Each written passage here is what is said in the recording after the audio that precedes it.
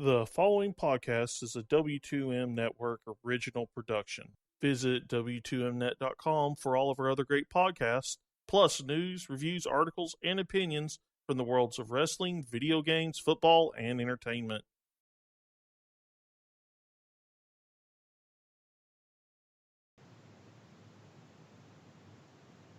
Welcome everybody to this week. Welcome everybody to this latest episode of NAL Now. I'm your host, Stephen A lot going on here in the National Arena League. A lot of interesting moves. A lot of interesting playoff implications. A lot of dirt, and we're gonna get right into it. We'll start with the news. Bernard Morris is the newest quarterback of the Monterrey Steel. I don't even know how to say it. I'm not Spanish. But anyway. And with Monterrey being where they are this season, it's an interesting move. It is so interesting. I'm very interested in Bernard Morris being in Monterrey with the Steel. Now, I called them cupcakes, and I will continue to call them cupcakes throughout the rest of the show. But Monterrey did something interesting signing Morris. Why? To go into that, I will dig a little into the AFL side of this. Morris started for the Orlando Predators last year after Rand Hipper tore his ACL back in last June. He still kept them afloat. They finished with the best record in the league. And if it hadn't been for their kicker, they win the title. They would at least win their first game of the playoffs. They might have beaten Arizona. I mean, Arizona was a dominant team with Nick DeVille at the time. So I can't say they would beat Arizona, but they would have a better chance than Cleveland did when Cleveland got romped by the Raptors. So Morris, he has success. Great quarterback. For those who don't know, Morris retired last October, quote-unquote retired. Then he winds up on the Washington Valor roster as a backup to Eric Meyer. I'm still not sure what happened there, why he's like, okay, I'm going to play with Valor, now he's with the Steel. I don't know why he retired all of a sudden, but anyway. Now he's with the Steel. And the Steel, 3 weeks in, everyone was like, oh my God, the Monterrey Steel are doing something great. Now, they're cupcakes. The only reason they started 3-0 is because they played the two worst teams in the league. And they beat Corpus Christi twice. That's not a good team. They showed that. They showed that the last couple of weeks. They've lost to... Obviously, everyone loses to the Jacksonville Sharks. Because they're the Sharks. Nobody beats the Sharks. Then they go ahead and they get blown out by the Lions. The Columbus Lions beat them 48-13. This big bad Steel team just lost to the Lions, the third best team in the league, behind Jacksonville and Lehigh Valley. That told me, okay, this is not. No, I'm done with this team.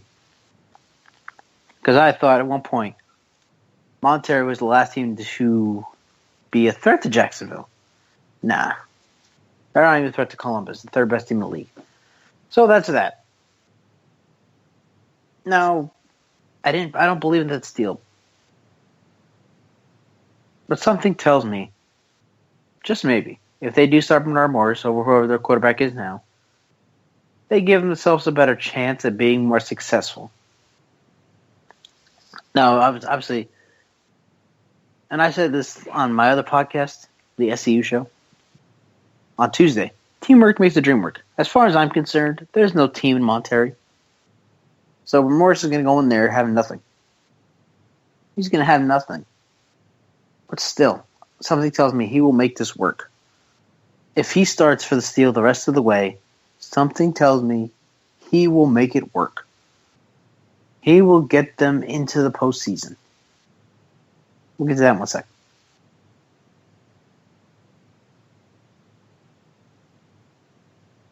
Morris is a great quarterback. mean, you can't deny. If you saw him play with the Orlando Predators, you saw he did well. Very well. So you can't count him out. Even with no team, something tells me he's going to do, if he does start, which I really hope they do start him. If they don't start him, they're doing something wrong.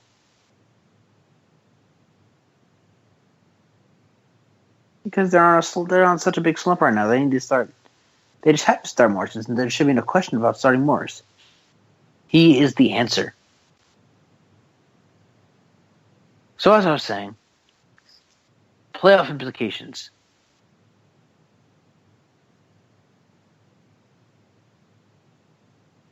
It's Jacksonville, Lehigh Valley.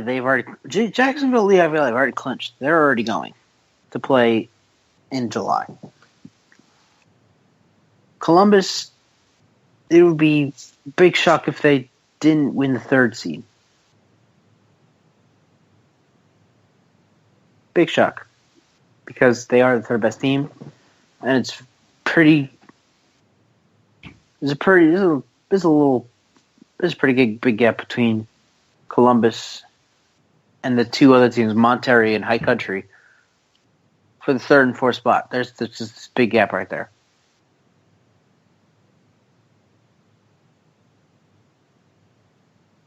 So pretty much you have the Sharks, you have the Steelhawks, and you have the Lions clinched the top 3 of the 4 playoff spots in the NAL already. It's pretty much a done deal.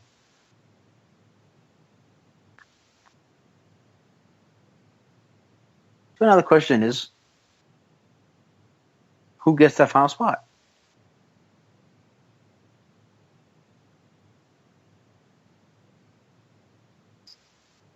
Monterey.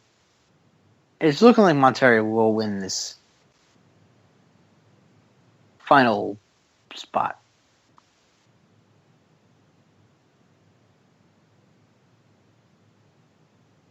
Just because they had the stronger start, because of the weaker schedule, and they even played an easier schedule for the rest of the way than High Country does. But High Country can still win. They can still get that final spot. I'm not counting them out at all. I'm just saying it looks like it will be the Steel getting it.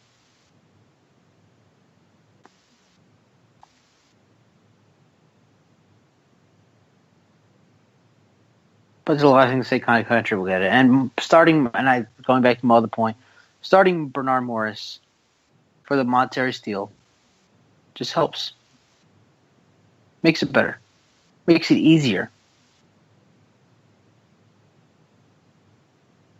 But I said this like I said in my podcast, SCU show, about how the Gladiators, I want the Gladiators to win the NBA title, but the Warriors will probably win it.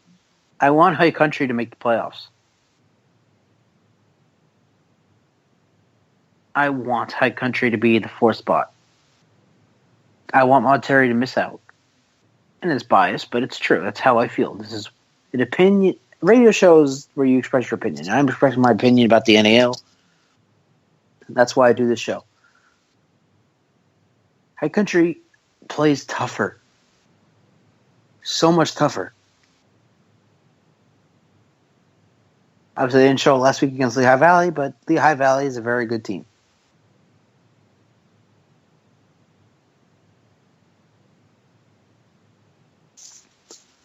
Monterey is going to make the playoffs because their schedule is so weak. And it's not fair to High Country that they have the stronger schedule. And they struggle against the strong schedule. And they don't make it. Monterey's going to make the playoffs because they played a weak schedule. Congratulations, Monterey. You deserve nothing. And that's why I'm calling the Monterey Steel the Kevin Durant of the National Arena League. They deserve nothing.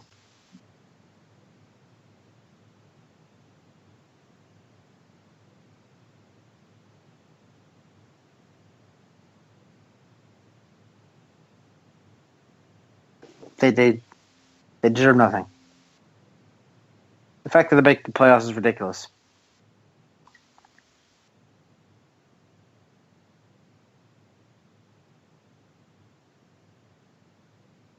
And since anybody in the NAL knows, it's going to be 1-4-2-3.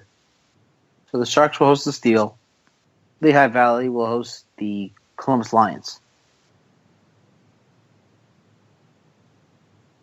It's going to be a great game in Lehigh Valley.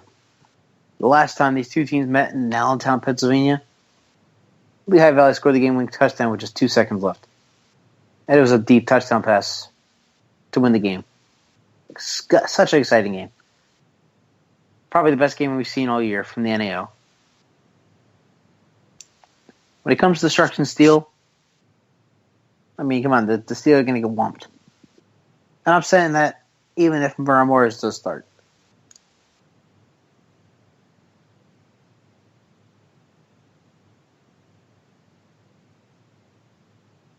It's just not going to be pretty for Monterey if and when they make the playoffs. Because they'll have to go to Jacksonville, play the Sharks, and get dominated.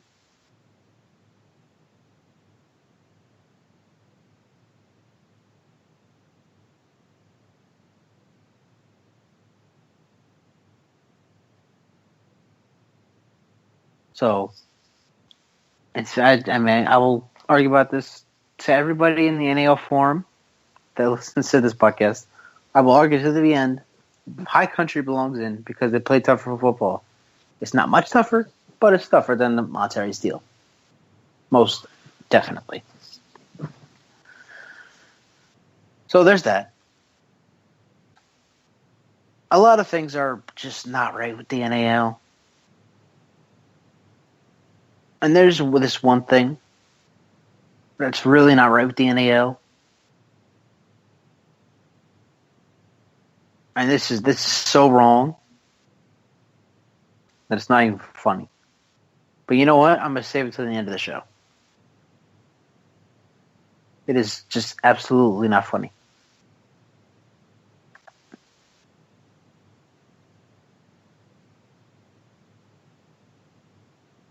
And it has something to do with the Sharks. If you're listening right now and you're hearing me say that, you probably think, okay, what am I talking about? Or you already know what I'm talking about. If you're in the forum.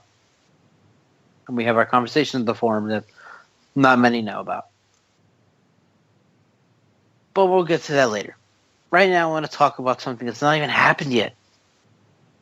And I'll probably talk about this on the final episode of NAL for this season, right after the Sharks win the title. Because that's going to be like, okay, expansion talk and all this other stuff. Looking forward to the future, blah, blah, blah, blah, blah. But for now, I just want to touch on it a little bit for a few minutes. The Jersey flight. Now, obviously, I'm a Jersey boy. If you know me, I'm from New Jersey. I lived in New Jersey since I was 6 months old up until last May. So New Jersey is my life. I cannot wait to go back next year. And now they have their own football team.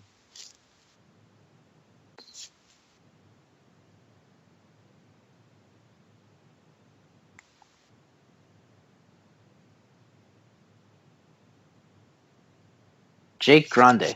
I did the story on for InsideTheMedia.org. He is their new head coach. He's spent time with the Sharks. He spent time with the Cleveland Gladiators of the AFL. And if there's one thing I took away from, I guess you said learning about Jake Grande,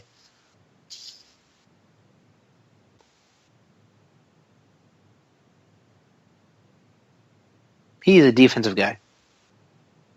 Like, he's going to go into 2018 with the Jersey flight. His main concern will obviously be the defense because that's what he's done. Defense and special teams, because that's what he's worked with his whole career.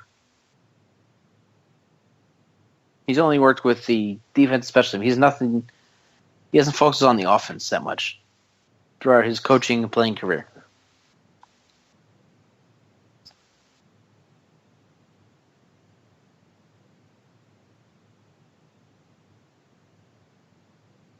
So that's going to be. I just feel like that's going to be a concern when it comes to the Jersey flight. What are they going to do with their offense? Like, they need to find a guy that's so offensive minded. That's going to be his main concern. Because when it comes to Jake Grande, he's not going to be focused on the offense as much. being a defensive-minded coach, he's going to be like, okay, how can I do this?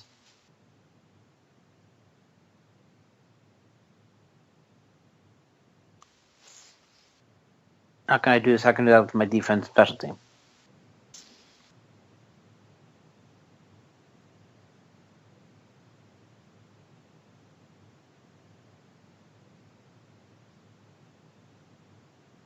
So, Jake Grande, head coach of the Steel. I have a feeling. I'm feeling the Jersey Flag can be obviously going to be good on defense. The head coach is a defensive-minded guy. So that's going to be the thing to be looking for is next. When we get into next year, again, touch up once more at the end of the season, final episode of NAL Now for the year, talking about Jake Grande and what to expect from the Jersey Flag, blah, blah, blah, blah, all that. So we went over the playoff implications. Pretty much the Steel will win.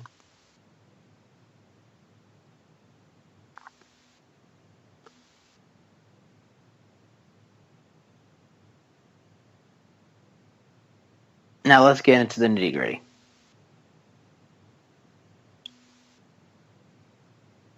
And this is about the Jacksonville Sharks. And I know we're having a short show this week, but this is huge. Mark Stout, head coach of the Jacksonville Sharks, has been fired.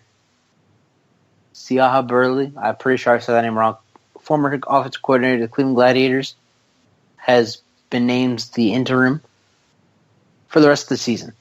Now, for fans that know nothing about what's going on, your first thought is, why does an 8-0 team fire their head coach? Well, let me start with this, ladies and gents. It has nothing to do with the way they're playing.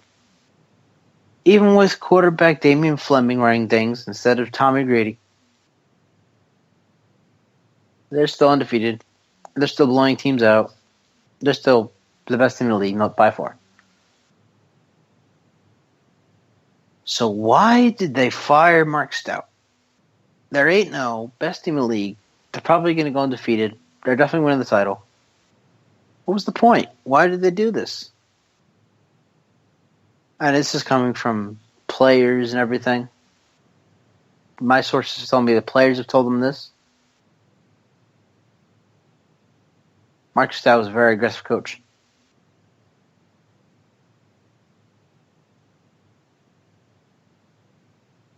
Mark Stout was very aggressive. Like you see Nick Saban at Alabama being aggressive. You've seen Tom Coughlin for the Giants being aggressive. No. Mark Stout used to tell the players that they're terrible. He would tell players that they suck. I've heard, my sources told me, players have told them. Mark Stout even got a little personal. Now, I know nothing about Mark Stout outside of this. But as a head coach, there is a line. If you cross that line, you don't deserve to be a head coach. Mark Stout crossed that line by calling his players terrible. I don't believe there was any physical harm going on during practices, but the players, and this went into games, I've heard. The Sharks, let's say the Sharks messed up something. There would be verbal arguments, like very serious verbal arguments on the sideline. It's like as if Mark Stout thought everyone had to be perfect. Or if they weren't perfect, they were garbage. They were bad. That's not how you coach a team. Your team learns from their mistakes. They don't screw up and then they're a terrible team. That's not how it works.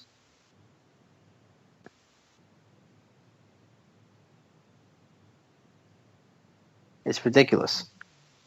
That's not how it works at all. So that's pretty much it there. Mark Stout was fired as the Jacksonville Sharks head coach because he's aggressive. Because he got personal with the players. He called them horrible. He was just a terrible person.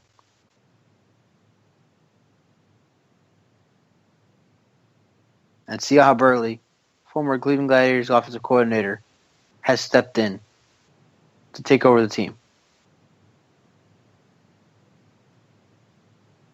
I might get a lot of heat for this, but I guess technically I am in the process of becoming a reporter. It's not what I want to be when I grow up.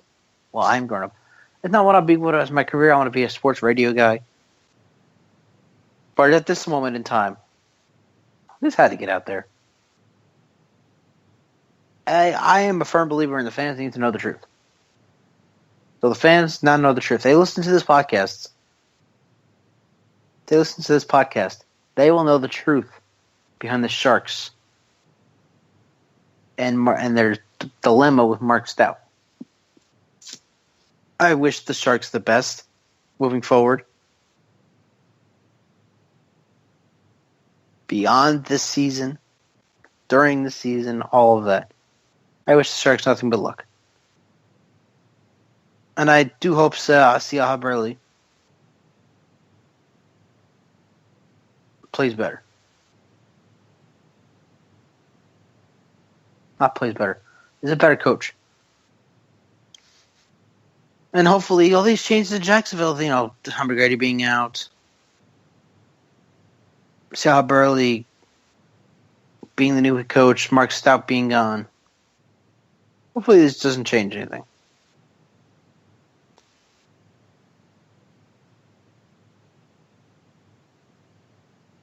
Sharks probably will finish, like I've said this before, Sharks will finish 14-0, win the title.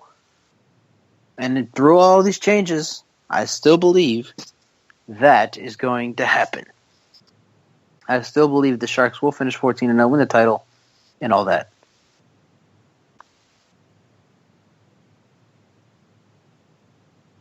Last thing I want to talk about real fast.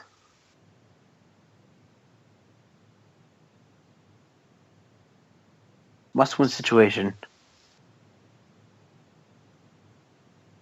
for Monterrey.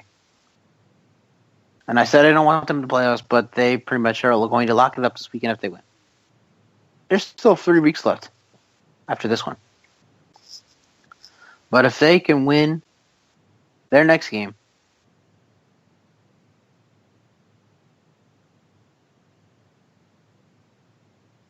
against the Georgia Firebirds, and this is very doable. They're in Georgia at the Albany Civic Center in Albany, Georgia, against the Firebirds this Saturday night. All they have to do is win, and we have the playoffs for the NAL pretty much. If they can't win against Georgia, all the High Country has to do is beat the Columbus Lions, which again, that's doable too. The Lions are not unstoppable. They're just a great team. And it could go down to the final week, end of June.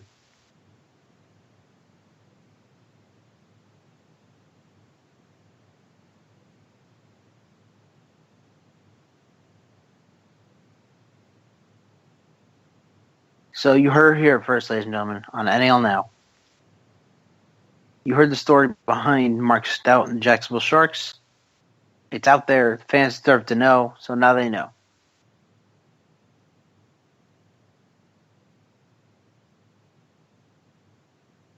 And with that, that is going to do it for this show. Short show this week. Bring more next week. I'm your host, Stephen Earth. Thank you for listening. Thank you to Sean Garber for producing this podcast. You can check out this podcast, my other podcast, and all the podcasts on W2Mnet.com. Until next week, this is Stephen Earth saying goodbye. The following podcast is a W2M Network original production. Visit W2Mnet.com for all of our other great podcasts, plus news, reviews, articles, and opinions from the worlds of wrestling, video games, football, and entertainment.